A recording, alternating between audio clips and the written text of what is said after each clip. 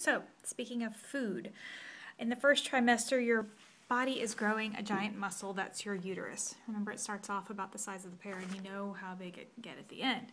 So, your uterus is mostly muscular tissue, and it grows in two different directions, and those muscles have different functions. Your breasts are also muscular, and they increase with size, and the duct system is now preparing for later activity. And with all this new muscle, you need protein. So, unfortunately, though, the first trimester is when most women experience nausea, which causes them to reach for carbohydrates like crackers and cookies.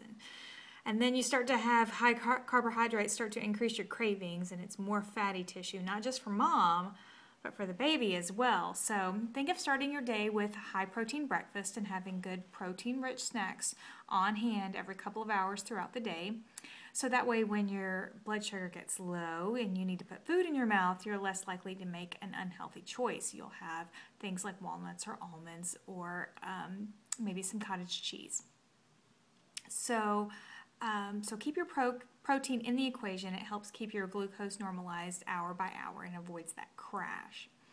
Also, in the final trimester, your liver is well supported with this protein and not so likely to cause upsets that can trigger things like pregnancy-induced hypertension or gestational diabetes. Also, avoiding high carbohydrates can help mothers from growing bigger babies. So those bigger babies are a little bit harder to push out. So if you can keep your carbohydrates lower, then you'll have an easier time in the end. Some other common discomforts that women experience at the end of their pregnancy especially are leg cramps. Prenatal vitamins actually don't have very much calcium, and calcium is something that can help with the leg cramps. So calcium should be taken in conjunction with magnesium at about 1,650 milligrams of calcium and about half that for the magnesium. So you can't take that all at once though. That would be a giant pill and your body wouldn't be able to absorb it that quickly anyway. So you need to break that up throughout the day. So morning, noon, evening, and bedtime is when you would get that total of 1,650 for the calcium.